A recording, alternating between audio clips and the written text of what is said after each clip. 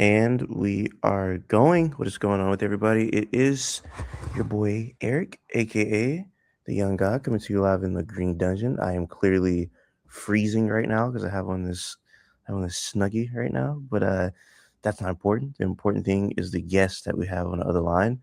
I will let him introduce himself. Who do we have here today? Hi, I'm Steve Hassan, and I guess I'm known as cult expert on a whole bunch of social media because I got recruited into the Moonies when I was 19, way back in the 70s. And when I was deprogrammed after a near fatal van crash, I wanted to understand how I was brainwashed by this right wing fascist cult that wanted to destroy democracy. Quite interestingly, the Moon said that democracy was satanic and we needed a theocracy, and that was 74, and now we're seeing this destruction in the United States with white Christian nationalism and dominionism. So anyway, I'm still an activist, I'm still an idealist, I believe in human rights and anti-authoritarian, anti-fascist. Well, I appreciate you coming on today. I kind of want to take a step back and talk about why this interview is happening because we haven't talked about this off camera of like why I'm intrigued in interviewing you. So I think this starts back from like two places in my lifetime where the first time I ever seen anything cult related, I want to say it was a CNN documentary about Jim Jones, and I had never heard of Jim Jones, never really seen anything explicitly being called a cult. Definitely had seen cult like things, but I didn't have a word for it. Yeah. So to see that, it boggled my mind for so many reasons. I'm like in elementary school, and I think like one of the honestly one of my main points is like I can't believe this white man brainwashed all these black people. That was kind of like my main point because I thought that the older black people would probably see the game he was running on them. Because I don't know, I feel like growing up as a kid, I got a lot of my knowledge and wisdom from older black people. So it just kind of blew my brain that this white man he kind of pulled a fast one on them. So I was like, all right, well, that's interesting. Had him move all the way to Africa. Just really intrigued me ever since then. Been interested in cults. Also, fast forward to my life that my career that I always wanted to be in was a counselor, a therapist. So I'm currently in a master's program. I'm in my internship in my last year right now. Uh, just to show I'm not playing around. I got the DSM-5 on deck, TR. You know what I'm saying? So So do you know about 300.15, Eric? you're testing me on the codes, and I'm gonna fail. I don't know the codes at the top. Well, What's that? that's the one.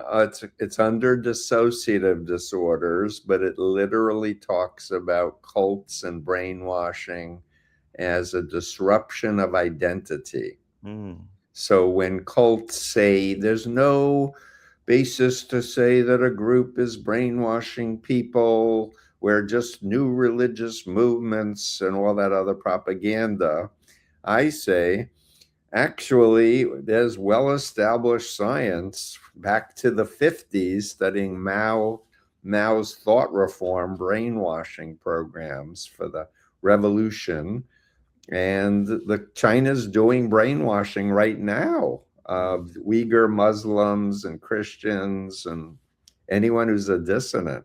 So it's a real thing, and we see it in the United States through now the media and through politics. And so my work is trying to pull back the curtain and make it explainable to people, how to reality test. So about like a year or two ago, that's where I found your work at. I don't know how I found it or what I was looking up, but I want to say one of the first videos was most likely probably about Trump. And I felt validated because I've been saying for years, I'm like, I feel like we say like, oh, like Trump has like cult like fans or supporters. But I was like, no, I think we use the word cult like kind of uh we just use it now. Like it's not always accurate. It's just kind of a word we throw out there. It's kind of been bastardized. But specifically, I'm like, no, I actually think this is more like a cult than we actually realize. So to see you break it down scientifically and doctorately, I was like, I'm a fan. I'm a fan of life for this guy. So I've been following you ever since, and I absolutely love what you do. So I just wanted to put that basis on why we were even here out there. Yeah, thanks. There's a million directions I can go with on this. I didn't take my book out of my bag. I'm in a hotel in DC because I was down here for a conference. But if you want, I can show you the cover of the book for your your audience, or I can just tell you I wrote a book 6 years ago for Simon and Schuster called The Cult of Trump. So it's got a red cap and everything. Yeah, that's the book that came out 2019, correct? 2019. There And it you was go. re-released before the 2024 election with a foreword by George Conway, a former Republican conservative lawyer who's white. Oh, you got it. There's Thanks. right there, Code of Trump. Uh, Thank you. yes. Yeah, and I did an afterward, but my thesis is that he had the stereotypical profile of all cult leaders, which is what Eric Fromm, the social psychologist who studied Adolf Hitler, came up with, called malignant narcissism. And his criteria was not just narcissist, but also pathological. So these people think they're above the law, they're pathological liars, they're sadistic, paranoid, revengeful, threatening. So there's a literal list. And in chapter 3 of my book, I not only list all these criteria, but I compared him to Jim Jones of the People's Temple, who did the mass murder of over 900 people and assassinated Congressman Leo Ryan. We're talking November 18th, 1978. Mhm. I got the program from the Moonies in May of 76.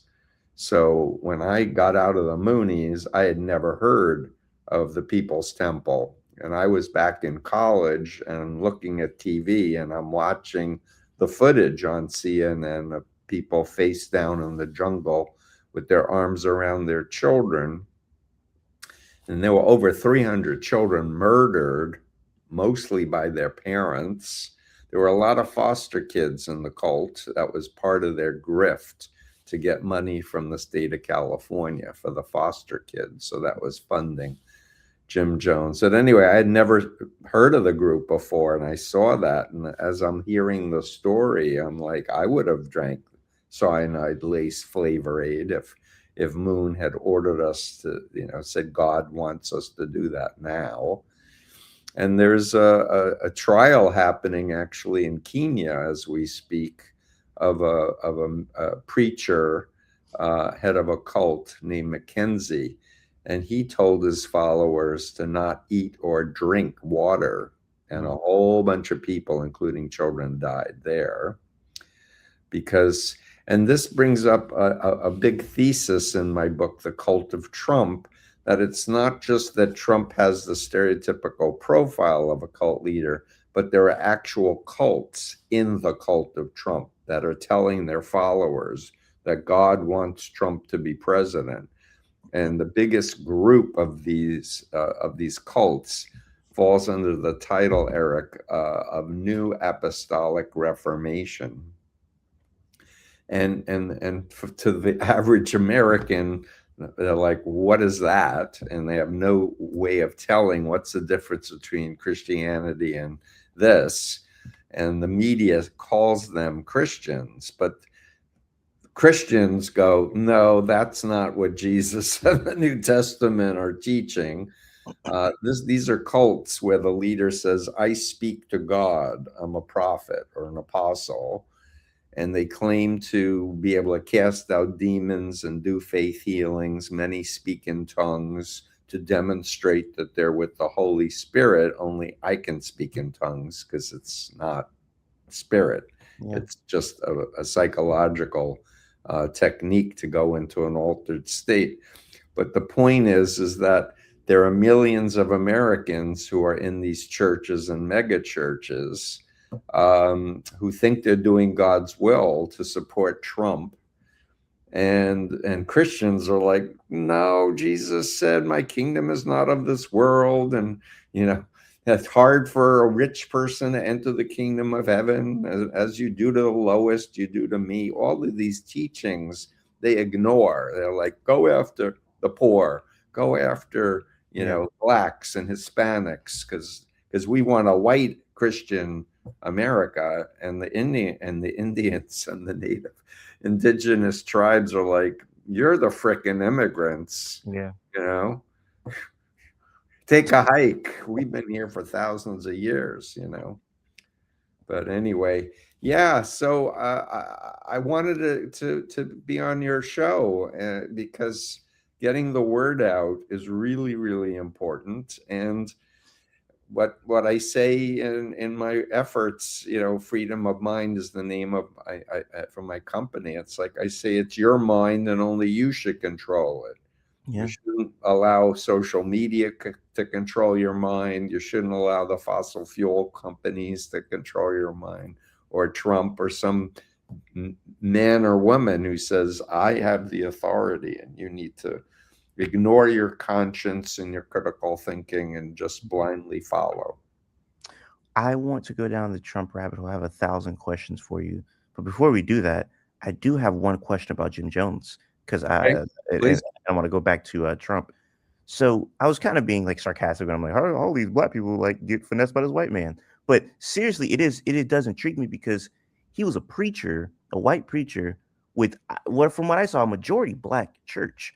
I grew up in the South, a lot of Southern Baptists, and when you have a majority black congregation, it's usually a black pastor. So my question for you would be: is there any science, or is there anything behind getting mind controlled or brainwashed by people that look like you more or less? Like, is it more often to happen from people that come from the community or people outside of your community?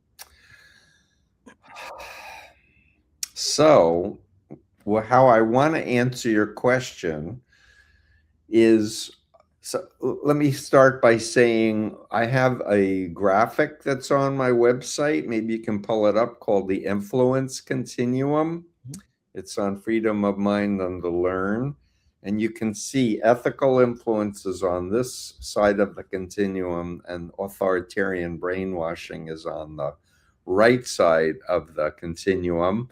And I have a model that looks at behavior control, information control, thought control, and emotional control. I call it the BITE model of authoritarian control. And people can go on my website and download it for free.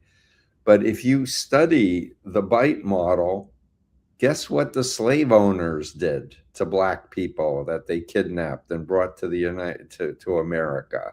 Mm. It wasn't just physical imprisonment, it was psychological brainwashing, and brainwashing of everyone else to think that it's a healthy, normal thing to have human beings be slaves and such. I'm actually doing a free anonymous survey right now. If people go to bitemodel.com, BITE model.com, they can actually fill out 2 sets of questions. It'll take 15, 20 minutes, and it will give you a number of how authoritarian even a relationship is, much less a church or a group or a company or a country.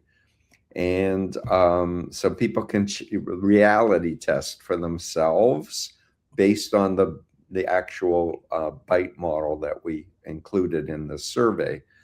Um, Many people who heard about the cult of Trump, they attack me and they say, how come you never talk about left-wing cults? You're always talking about right-wing cults. And I'm like, no, I've done a lot of work with left-wing cults like China. Communism is a left-wing cult. It's not right-wing fascism. One could argue China's now a hybrid, but they're definitely authoritarian. But Jim Jones was a communist, and and this is another key thing, that people get deceived because of the noble ideas that the leader says they're about. And so Jim Jones, as a white person, was championing treating black folk as like white folk.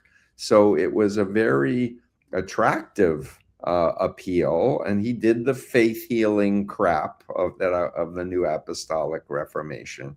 The New Apostolic Reformation can be traced back to Jones and even earlier to a guy named William Branham. But the point I'm trying to say is there's an equation between when you're getting recruited and what's going on in your life. What did you just break up in a relationship, got divorced, death of a loved one, move to a new city, state, or country? You're going to be situationally vulnerable. I got recruited when my girlfriend dumped me and 3 moony women were flirting with me. That's how they got me. And I wasn't looking to join a group or much less change religions or anything like that. But everyone has vulnerabilities at a given time. And then we look at predators and predatory organizations, and we look at the bite model and how they manipulate and control reality and make this dissociative disorder. So to understand people who've been brainwashed, my family were like, Steven's changed. He's like a stranger now. The best way to understand it is brainwashing is akin to like your computer getting hacked by malware and it takes over your operating system.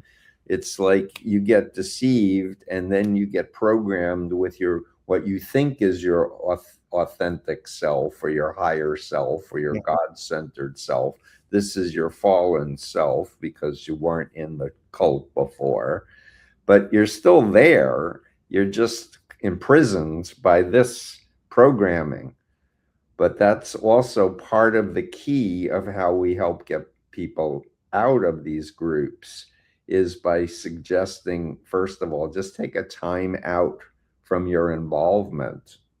And I'll just digress for a second, Eric, and say that when it was in the 70s, it was way before cell phones were created, right? It was everything. You had to go to a physical, isolated workshop to have your brains manipulated and indoctrinated and hypnotized. But with smartphones, especially since COVID, you can be in your own apartment and be totally brainwashed. You don't need a group. You don't need to be physically isolated, because this takes over your mind, right? So if you're trying to help someone get out of a cult, say, get off of social media, turn off your phones, go into the woods, go into nature. You can listen to music, go dancing, but just like stop doing the practices. If you're in a religious group, like stop meditating, stop their type of prayer, go back to the way you prayed before you met the group. Because the real self will start to reemerge just from removing that constant reinforcement. There's more to help people. If you're going to be a counselor, I have a whole course for clinicians on my website, because there's not a single graduate school that's teaching clinicians how to work with people either born into cults or recruited into cults like me. And that brings up another point I wanted to make, which is there's a whole lot of people who were born into these authoritarian religious and political cults. And many run away or they get kicked out, especially gay people. If it's a homophobic church or something, maybe they get picked up by pimps or traffickers. And that's another level of brainwashing and mind control. But the point is it's your mind, it's your body, it's your, you can exercise control. If you're not happy, if you're in a relationship where you feel like you're being gaslighted or abused, you deserve better. And so I'm encouraging people to be free, to be themselves. That was actually one of the questions that I had that I wanted to ask you, is that we see women and even men sometimes in like abusive relationships, and like I feel like the kind of go-to thing is like, why won't she leave him? Like, you see what he's doing to you, like, why won't he leave you? Why won't you leave you? So if somebody is like in that situation, they're clearly dealing with like a version of like Stockholm syndrome. How would you explain to somebody why their loved ones are staying in this relationship because they just can't fathom it? Yeah. So when I was a Moonie, my family, my friends, everyone I met virtually that I was trying to recruit at some point would say, "You're in a cult and you've been brainwashed." Because they would try to argue with me with facts and logic. Like, how could Moon be the Messiah and 10 times greater than Jesus? How could he be this? How could he be that? And because the cult identity was trained to block any negative thoughts or feelings, doing thought stopping, or because there were phobias put in the cult identity, it just is counterproductive. And you feel like you're being attacked or you're being persecuted if it's a religious cult that you're in. The best way to talk to somebody is actually about another group or another situation, because it won't make them defensive. So with someone who's in a controlling relationship, you might ask them, have you ever seen a documentary about Jim Jones? Or have you ever seen one on Scientology or the Moonies or Nexium cult, where the leader was put in jail for 120 years? So you talk about the BITE model, BITE criteria, but the technique that works the best is to ask questions. Like, how do you feel when you're being told you can't go and see your best friend who's coming in from out of town by your husband, boyfriend, or there are women controllers too, by the way. So you by your girlfriend or your wife. And you start just planting seeds by asking questions and empowering the person to think for themselves. Thanks. So you can download this for free. That's the first page, and there you go. So it's a long list, and I added the last 5 or 6 are for terrorist cults and pimps and traffickers. So if it does, you don't need all of them for them to be an authoritarian cult. The surveys that I have at bitemodel.com, the even 40 questions, you'll get through the majority of these. But a lot of people, maybe they had an abusive childhood, maybe they had a narcissistic father or mother, and so we know that we are often attracted. I'm talking to you as a future clinician. We know people are often attracted to partners who reflect some of the unconscious attributes of our parents, good and bad attributes. Mm-hmm. So if you had a narcissistic father and then you have a boyfriend who's a narcissist, it's familiar, right? Yeah. You're not using the left side of the influence continuum. Like, what's healthy? Yeah. Like a healthy man respects you and your individuality and your conscience and your ability to ask questions and read whatever you want to read, visit whoever you want to visit, etc., so that you have free will in terms of that.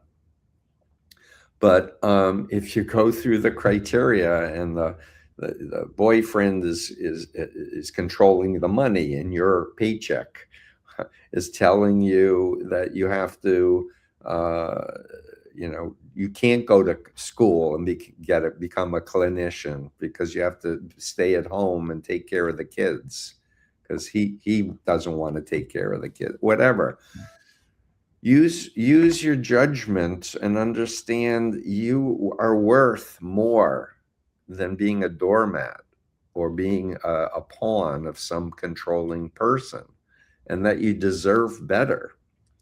And many of the people that I met over my 50-year career, especially women, were like, he made me believe no one would ever love me like he loved me, that I'd be miserable, that I'd be alone.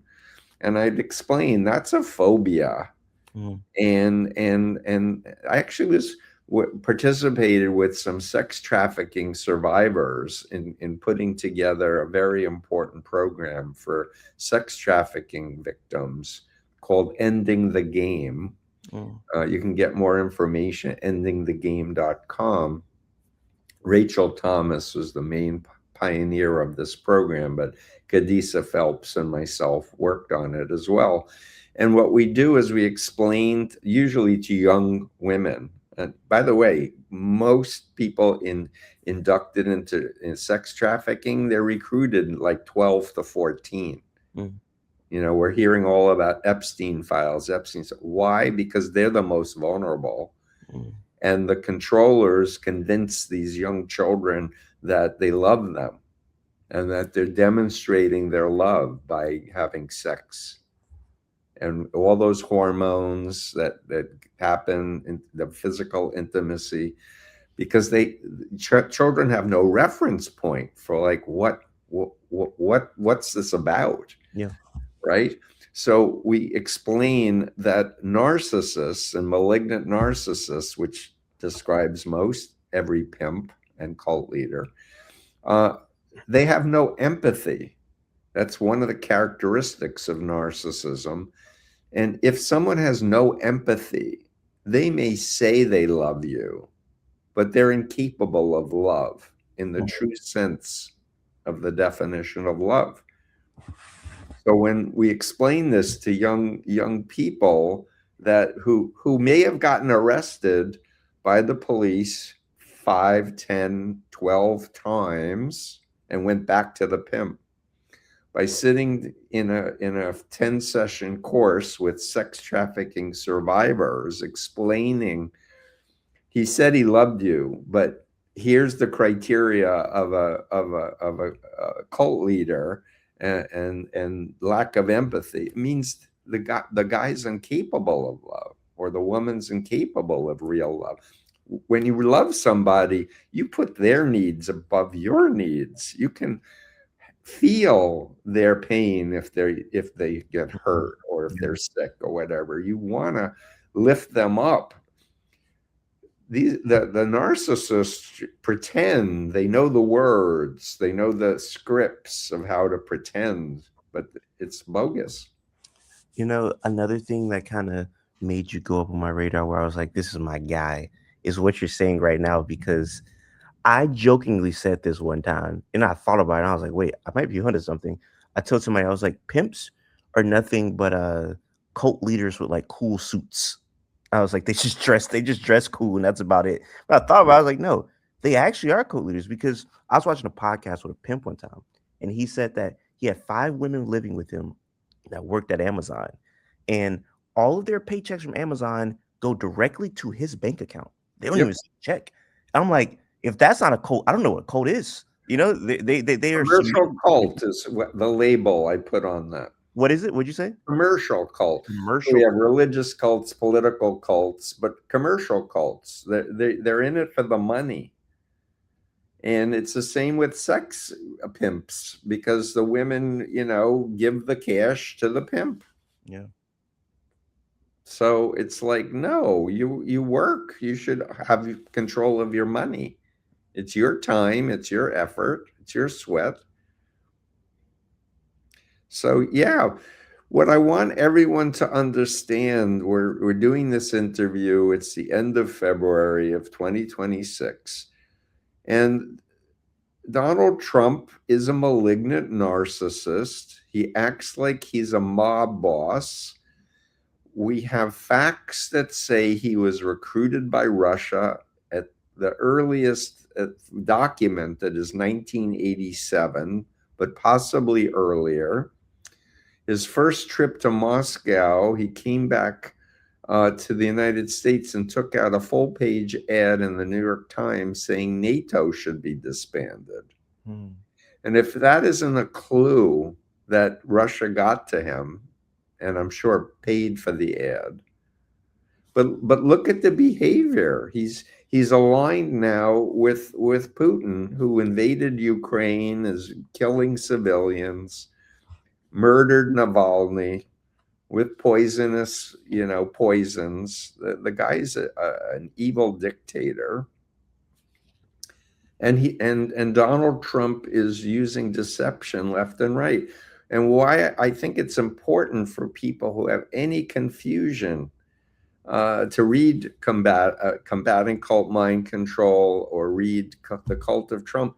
It gives you an explanatory framework where you go, oh, he's using this technique, he's Yeah. using that technique. So it doesn't affect you as much. You can just like name it and navigate yourself accordingly, and understand that the billionaire tech bros don't want government regulation, and they're in cahoots with the criminal gangs for power and money and sex. That's the three things, Eric, that all cult leaders aspire to. They want power, they want money, and they want sex. It's interesting because I when I was talking about Jim Jones, I want to go back to Trump. This is one of the reasons I want to go back to Trump, because when I started seeing people wear these shirts, I was like, this is interesting. They have Jesus, and then right below Jesus, Trump.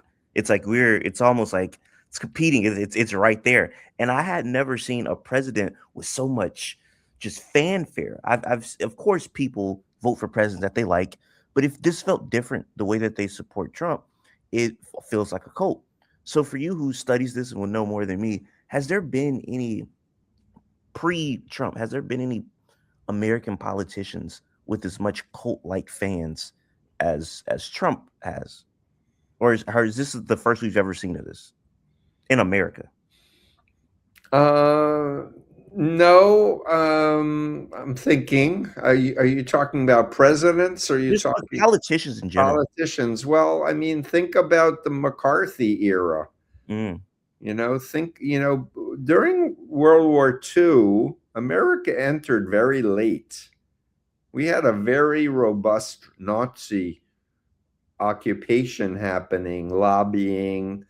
There was a Catholic priest named Coughlin who had 15 million listeners. Radio was the tech of the day in the late 30s and 40s. He was an anti-Semite, and it's like, stay out of the Europe's business, isolationist. But they actually had something called the Christian Front. I interviewed a Boston College historian who wrote a book about Nazis in the United States. And they were planning a physical coup in 1940 with guns and rifles, the whole thing. And they had a general they thought they had successfully recruited, who in the end didn't become a traitor and exposed them, mm, and it shut them down. But after World War II, a whole lot of Nazis were allowed into the United States and avoided prosecution. And we know, for a fact this is the case. And white supremacy, white Christian nationalism has been around for a long time, but it was fringe. It was Newt Gingrich. It was Jerry Falwell, the moral majority. It really was a response to the human rights movement, to Martin Luther King, to women's rights. That the right wing said, we got to create think tanks. We've got to create a plan to get our side in power. And as I wrote in The Cult of Trump, this has been a 50-year plan to get to where we are today. But the good news is that we do have media, and we have a lot of people willing to put their reputation on the line, to endure the threats, the Mark Kellys, the James Tallaricos, to say, no, this is not okay. We're not, and all the powerful protests in Minnesota against ICE. The Latinos have woken up because they got mind controlled and brainwashed by the cult of Trump for this last election. And so, and I literally published a Spanish edition of my first book, Combating Cult Mind Control. So Hispanics who've been taken into these new apostolic Reformation churches understand they're not following God. Their mind's been hacked. If somebody's watching this and they are a Trump supporter, they are a MAGA, what would you say to them on why they are in a cult? See, if they're watching, then I wouldn't even go there. I would just be like, learn about the Moonies, Mm, look at these other groups, think back to your first memory of Donald Trump and what you thought, and review how you came to become a follower and a believer. yeah. And you decide now, based on the information you have now, whether or not this is worth investing your time, energy, and belief in. And there's a psychological concept called sunk cost fallacy. Have you ever heard of it, Eric? I have not. Sunk cost fallacy. So the easiest way to explain it is that when you exert a lot of time and energy and money into a course of action, it may not be paying off, but because you've invested maybe years of your life and money, you keep with it, thinking it's somehow going to become great. But that's the fallacy, Mm, because you've sunk so much money, it's cost so much to get to where you are now. But that's where we need to use our frontal cortex and go, I gotta exit. Even though I invested all this time and energy and money, and I said to all my family and friends, I'm following God. This is what I said as a Moonie. And they're like, you're in a cult. It's like, the time will tell. God will reveal himself, etc. But at the point that I understood what brainwashing was by being exposed to Chinese communist brainwashing criteria of Robert J. Lifton, who studied Mao's programs in the 50s, and by being exposed to former Moonies who are happy and spiritual, who are just sharing stories of abuse and what led them to question it, my brain turned on. And I started to realize that Moon was a liar. And if he was a liar, he couldn't be a man of God. He couldn't be the Messiah. And he was therefore untrustworthy. Because how do you trust a liar? yeah. They'll say one thing and they do another thing. How many times do you need to be lied to and see the results to go, I can't trust this person? Yeah.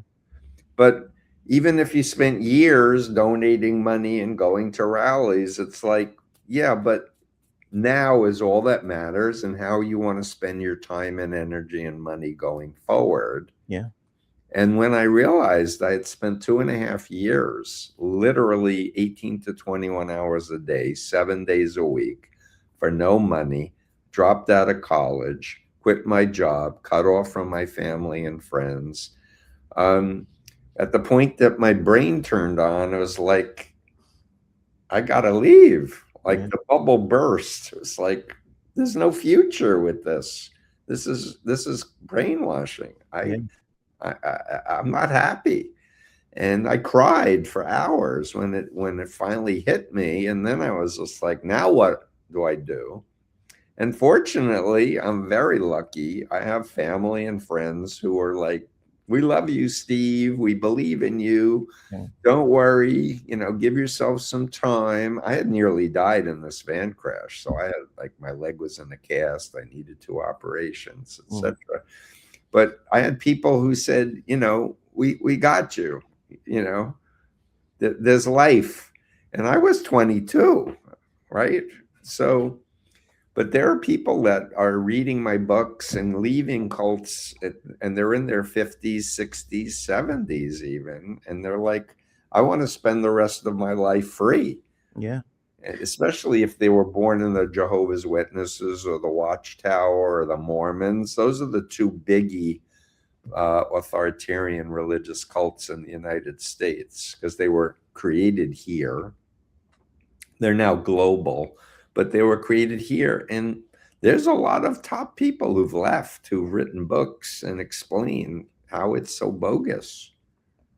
I I was watching your Trevor Noah interview, and you're talking about kind of how you were pitched by the girls to kind of come join. Mm, And I have this theory. This may sound silly, so I just want to kind of pitch it to you. sure. But I feel like, man, words are so important.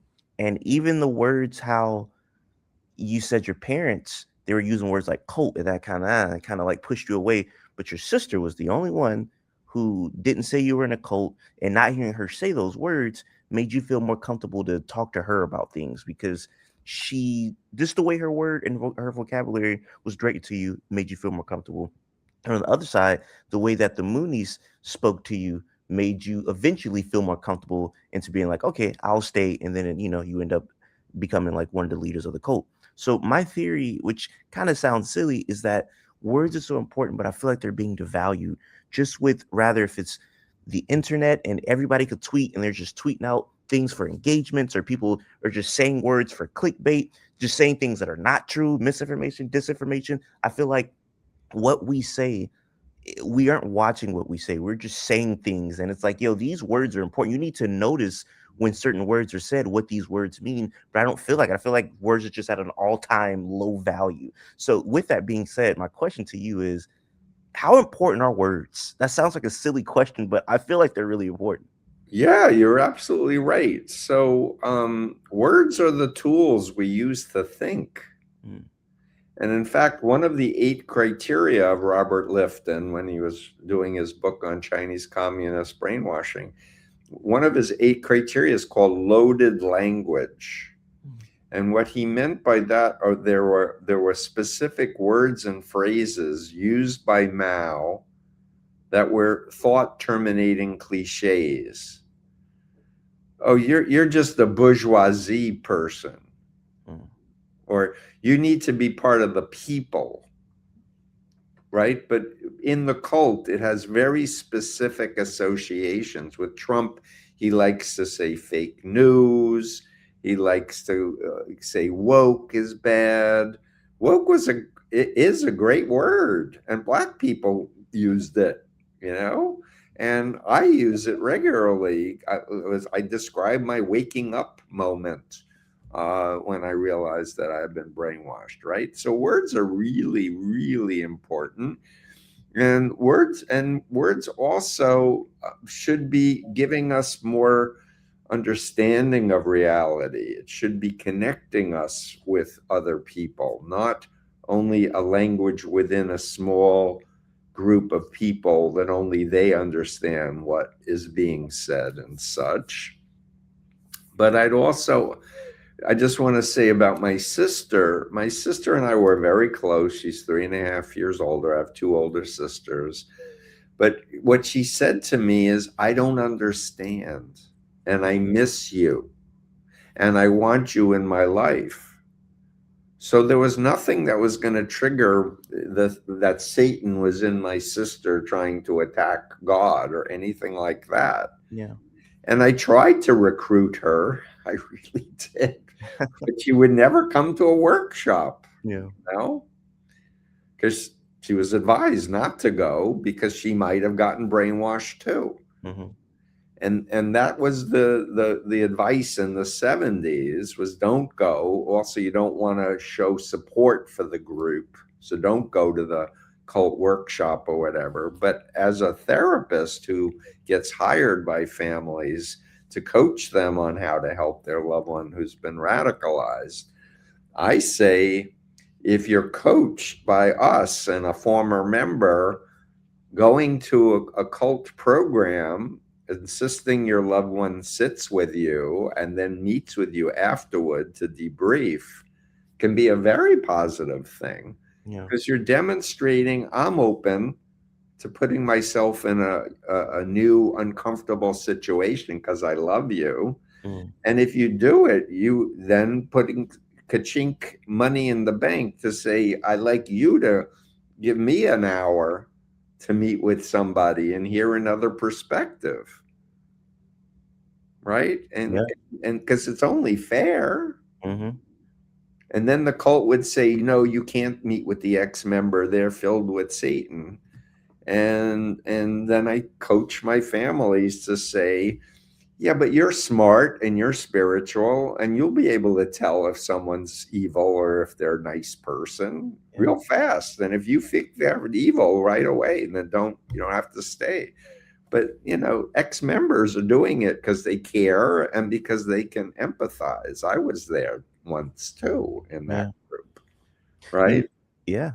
I was gonna say it's interesting because there's so much coming out about literacy rates kind of going down within schools, and there's so much misinformation and disinformation with the introduction of social media. It's like if me and you wanted to, we could probably like create like a fake meme and deceive people if we put enough energy into it and enough people will believe it. So with disinformation, misinformation on the rise, and literacy rates on the decline, is that making it easier for cults to become a thing in America? Because like, is that a causation at all? Absolutely. Yeah, the Christian right has not wanted their people to go to public school and get educated and learn about science, learn about history, learn about the civil rights movement. They want to just tell them what they want, and it's so much easier to control people who are ignorant or uneducated. And we in America forget there's a lot of people in the world who don't read. Mm, Like they have never been in school. They're farmers, in China or whatever. And so it's really important. But always tell people you can control yourself if you want to. If you want to improve and you want to learn, you have to dedicate time to reading books, listening to people of very different backgrounds than you have, different fields of interest. Like I'm fascinated to just keep expanding my brain. So I'll listen to a physicist, I'll listen to a mathematician, I'll listen to someone who's an anthropologist, mm, because I'm not wanting to be a mathematician. It's not my thing, but to understand how different people have different realities, yeah, and we're stronger together. I hate to use the line from the Biden's campaign, but we really are. We're social creatures, and we've succeeded as a species to be the apex species on Earth because we have language and we trust each other fundamentally and we share stories. Hey, don't go down that path. There's a bear over there. You're going to get eaten. Or, hey, you better store some food up because I heard that there's going to be a drought next year. Like, start, doing stuff. That's how we survive. The bad actors want us to be polarized and not trust each other and question everything except them. They just want total obedience yeah. to their authority. And I'll say one other really important thing that is all a lot in the Christian right is corporal punishment of children. It's terrible for brain health. Mm, Most civilized countries have abolished it because it's known to traumatize children developmentally, but it conditions them to fear authority. If yeah. they don't do what they're told, they're going to get beaten or Hmm. belted or paddled or whatever. And healthy parents, discipline their kids, but they don't do it by force and violence. Right? There's many ways to discipline a child, but the idea is no child is perfect. But you role model what healthy behavior is. You explain why, the golden rule is don't do to others what you don't want done to you. Mm, These are the kinds of values that are going to be really important to convey to your kids. And you know, don't hit your sister. Whack. It's like you're saying don't hit your sister and you're hitting the kid. yeah, Like seriously, what's the message? Well, if you're big and you're the parent, you get to smack. yeah, yeah. And if you're little, you can't. It's like, no, no, no. That's not healthy psychology. It's interesting. Before we get out of here, this is one topic I wanted to discuss. I don't know how much you've looked into this, and it's not per se a cult, but there's a lot of manipulation tactics in my opinion. When it comes to the American sports gambling craze that's been going on, and at the beginning, I thought like I love sports, so I'm like, oh man, it'd be fun. You put some money on it or whatnot. But the way that I see the advertisements, the fact that there are gambling companies partnering with like professional sports leagues, it just feels weird, and it feels like I don't know, it feels very yucky and manipulative. And I don't like I don't know how much you know about this, but if you have any thoughts, I'd love to hear 'em. Yeah. So it's look, again, I'm saying it's your mind and you should control it. That means you don't want to be controlled by your phone. You don't want to be controlled by social media platforms. You don't want to be controlled by the government. And when it comes to gambling, I think it's the numbers are somewhere 40-50% of all young men are doing online gambling, and they're losing their savings basically because gambling is set to always win the benefit the house, the Yeah. whoever is doing the thing, and you get what's called episodic reinforcement if you win, Mm. right? But it's an addiction. You want that dopamine hit. You want to have those moments where you're fantasizing on your big score, right? And that's where we need to use this. Mm. And so it is an example of a commercial business that is relying on making people dependent and by addicting them to dopamine hits. And that's what social media wants. They wants those likes and the notifications to keep pinging you. Yeah. But I'm telling everybody, there's so much AI crap now. There's so many deep fakes. You can't even trust, like I'm on Instagram, I'm on a bunch of platforms. I can't trust. I don't even a message that agrees with my beliefs. Yeah. I'm not going to share it and like it unless it's verified. Yeah. There's a lot of stuff that's coming out that they just want to condition us to be liking and retweeting or resharing or restacking or whatever. And I say if it's true, it will stand up to scrutiny. Like the Sasha Riley story went viral, and I'm still seeing people post. He claimed that he was raped by Trump as a boy, as a young boy. And the first time I heard that, I'm like, I've been studying Trump for a whole bunch of years. By the way, I grew up in Flushing, Queens, Mm. 1.3 miles from Donald Trump. So as a New Yorker, I knew he was an asshole my entire life. I just knew he was a Yeah. bad person. But when I heard that, I'm like, I know he's been with underage girls. I've never heard of him being with boys. And I'm not going to retweet this or spread this until it's verified. And then I went on Snopes. Do you know that Yeah. platform, Yeah. Snopes? It's Hmm. like debunks, Hmm. no verification of this. Mm. It's a story, but we're looking for some corroboration Yeah. more than what he said. But then when Julie K. Brown on her Substacks, and you know who Julie K. Brown is? I'm not familiar. She's the reporter who outed Epstein. Okay. She's the one 10 years doggedly Okay. shining a spotlight, highlighting the women and children who were abused by Yeah. Epstein. When she said, I looked into this, there's no corroborating evidence at all, and I don't think it's safe to say we believe him. Mm.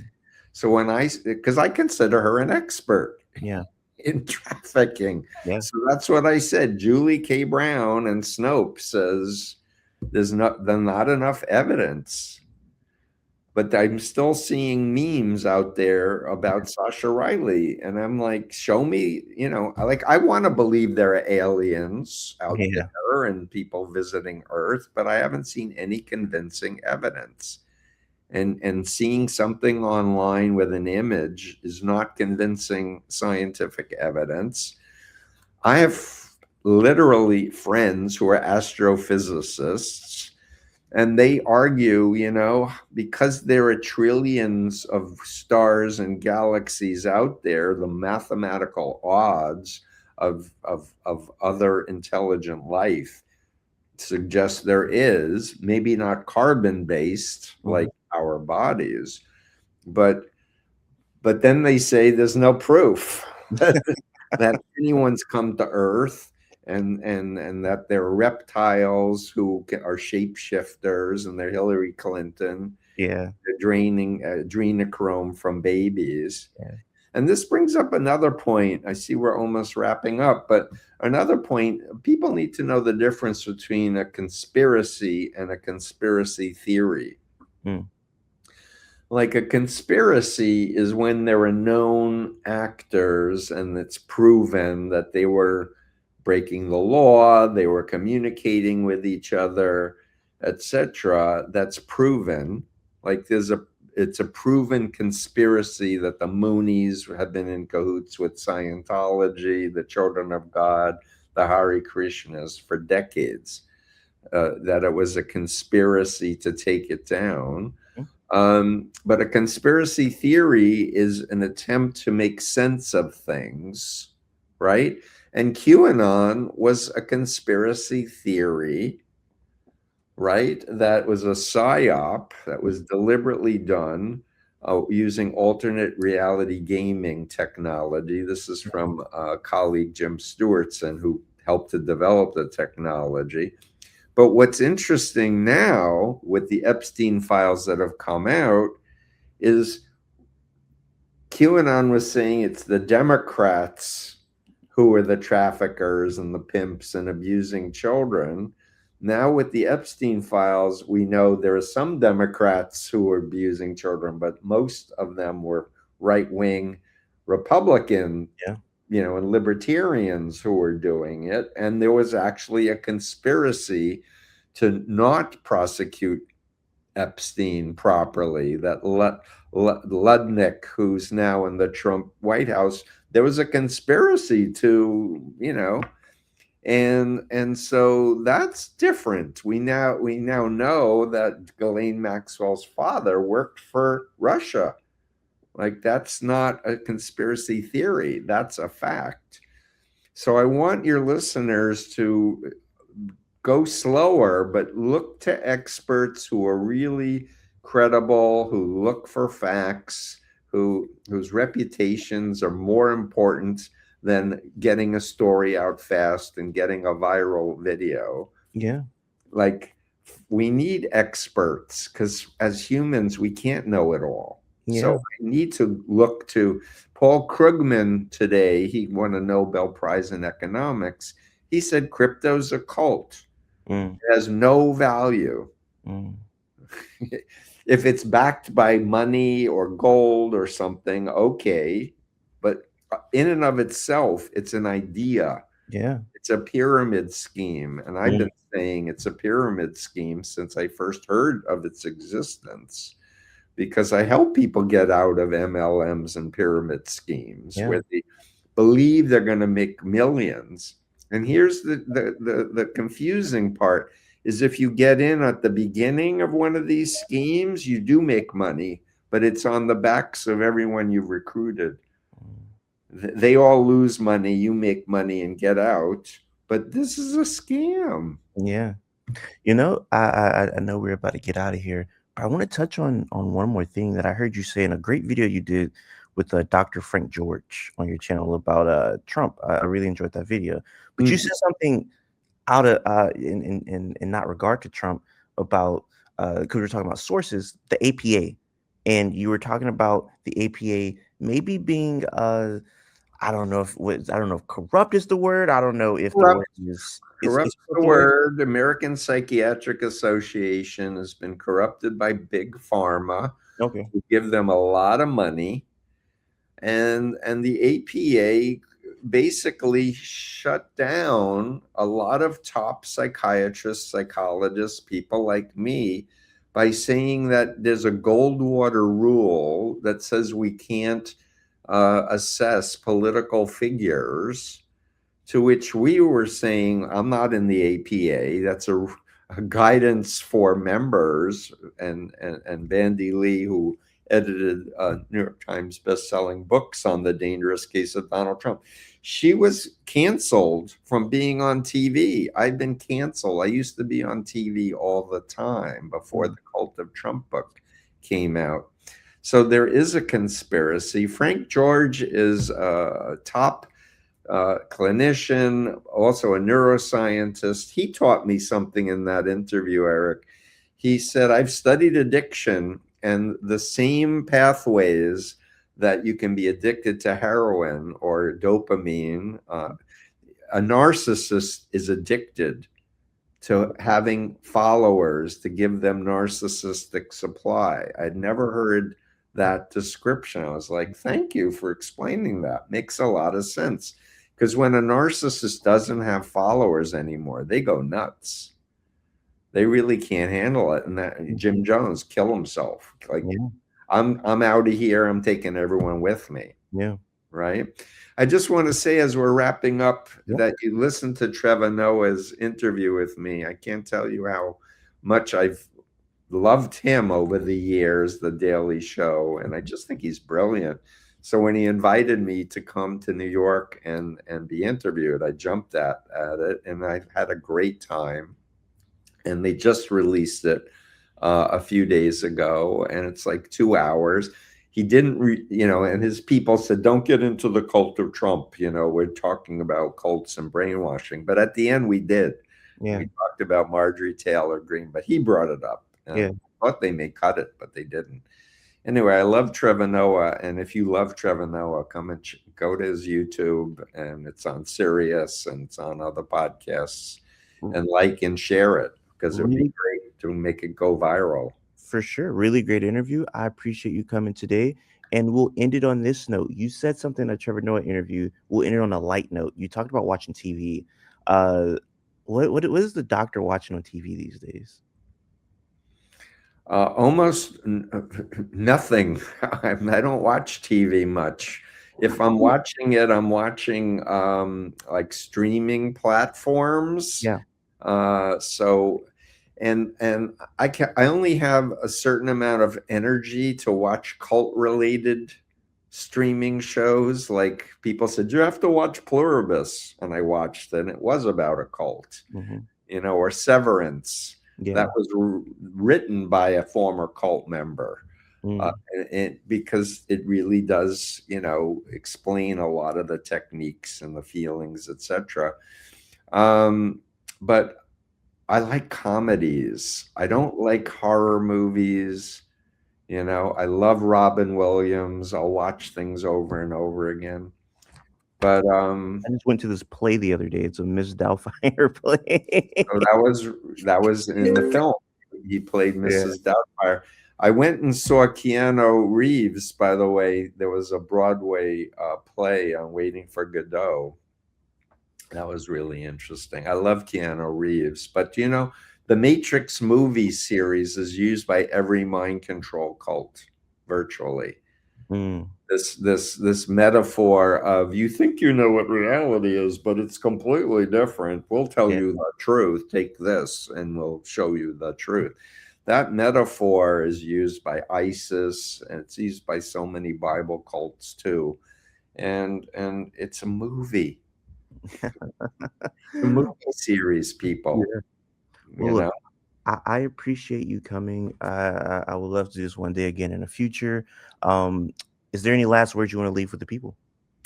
No, I just, thank you for following my stuff. And it's going to take a lot of people who are awake to how the mind controllers are trying to manipulate minds.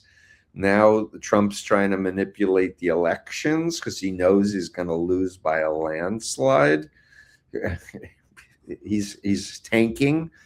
People are fed up with ICE. There's now a lawyer that's whistleblowing against ICE. But they're trying to hack elections. So I want to appeal to anyone who's listening.